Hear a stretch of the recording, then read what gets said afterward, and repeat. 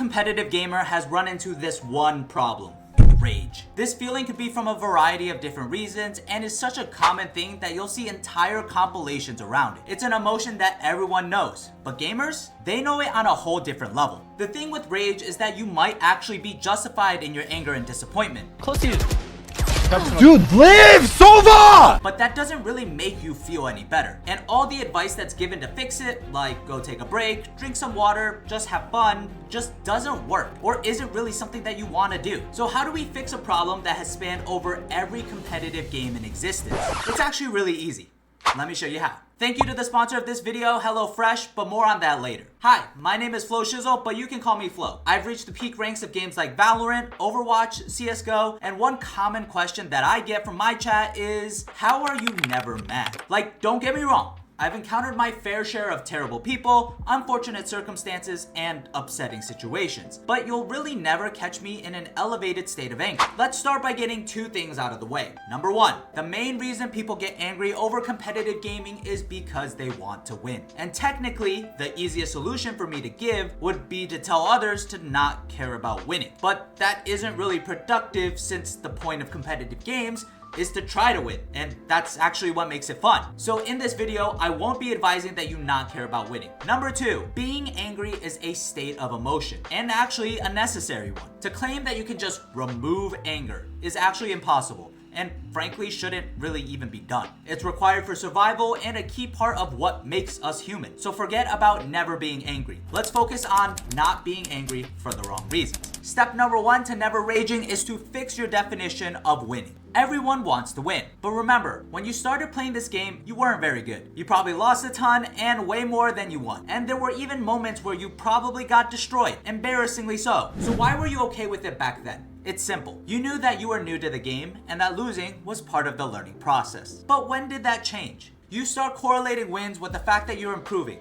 and losing must mean that you're getting worse. But that's just simply not true. Winning should be characterized as improvement, not as winning the game. Whether you win or lose, putting in the quote-unquote reps into playing will always make you a better player at the end of the day. An analogy I like to use is that if you go to the gym and you can lift 20 pounds for 30 minutes, and the next day you go back to the gym but only lift 15 pounds for the 30 minutes, you overall did not get weaker. Your muscles are still getting worked out and still getting stronger. Yes, you're lifting less than the previous day, but as long as you continue working at it and slowly increasing the weight, guess what? You get stronger. This analogy applies to gaming too. If you're playing an FPS, then your aim gets better even if it happens to suck one day. If you're playing a MOBA, then your decision making may have gotten faster. Every time you play, your brain adds another scenario that you have dealt with to your conscience. You learn something whether you realize it or not, and that's how you fix your definition of winning. A game lost is a win overall because in the end, you still improve. No need to be upset because looking at the bigger picture, you're actually getting closer to your goal. Speaking of goals, let's talk about the most common type of goal: ranks.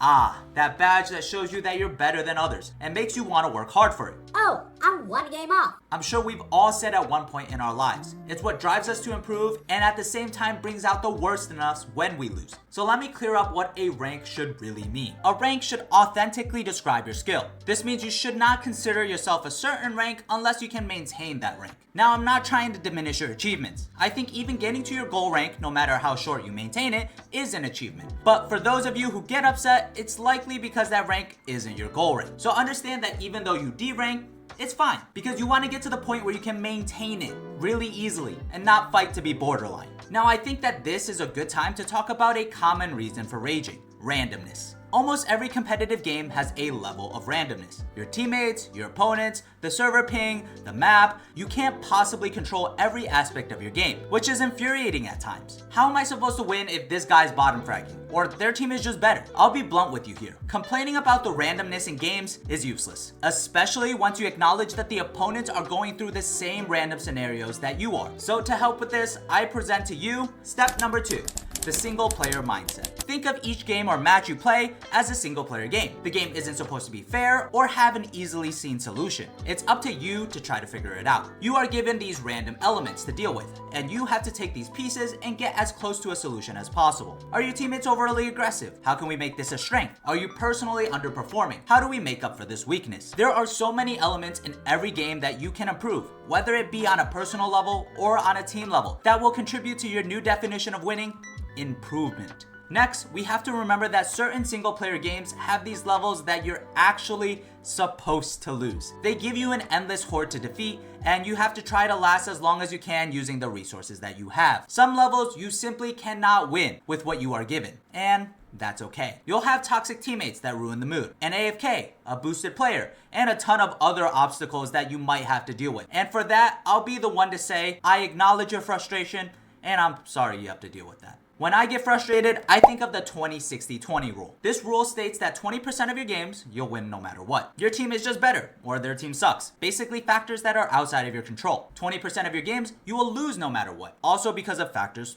out of your control. But the 60%, the majority, those are games which are within your control to win. When you remember this rule, remember that there's no point in worrying about the 20%. You can't change it. It's an unfortunate reality. Mute the players who are toxic or simply report them. But try not to put too much emphasis on it, since it will affect your mental into future games. And give yourself the mental leeway to lose those games and be okay with it. When you see your games like this, then you don't characterize your success as just winning or losing. It's about doing the most with what you've got. With this mindset, you not only improve at a ridiculously fast rate, but you also don't easily get upset. Losing 11-13 doesn't feel like a loss when you had a Jet running it down every round, and you managed to make the other team sweat. In your mind, you now know that you're capable of so much more. And in a future situation where the deck isn't that stacked against you, you come out on top every time. That's what it means to be a better player. Being able to get the best results in every situation. Now, so far, I've basically been talking about how doing these steps before will make you less likely to be angry and rage. But what I haven't mentioned is that your newfound mindset will actually make you a more skilled gamer. If you follow the steps above, you've now reached a state where you can critically understand the problems that you face each game and what possible solutions you personally can apply to win.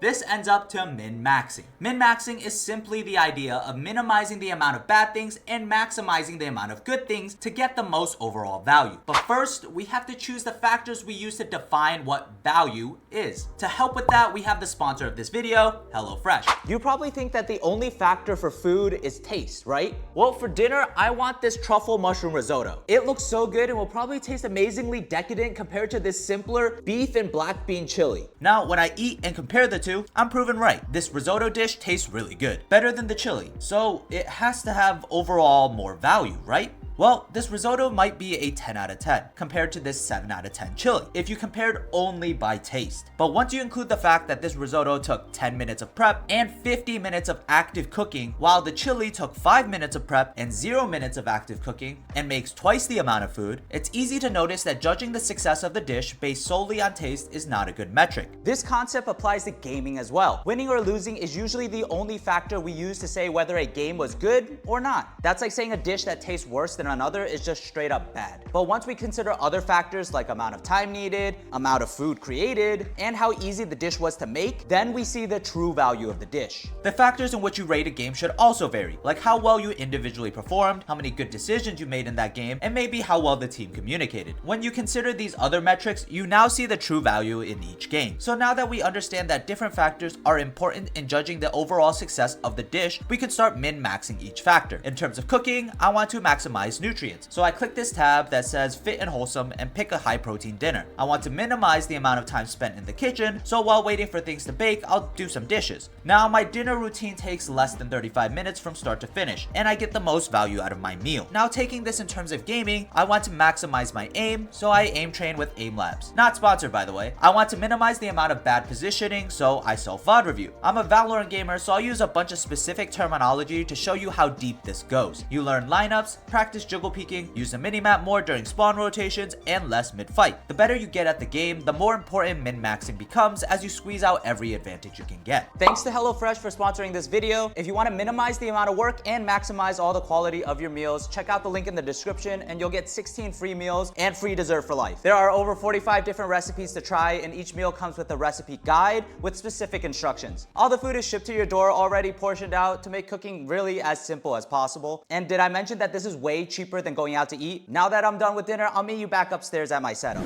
Okay, I hope that I've shown why changing your definition of winning in step 1 and adopting the single player mindset in step 2 will not only make you a happier and calmer player, but also just a better gamer. This mindset has taught you to think critically and to cut out the BS. Every mistake you make has a solution that you can recognize, and every good play you do has solid reasoning behind it, making it repeatable. The secret to never raging is not to never lose or to stop caring. It's simply to reframe your success criteria to something more healthy and productive that is within your control. Relax, take a breath, you're on the right track. Stay calm and flow out.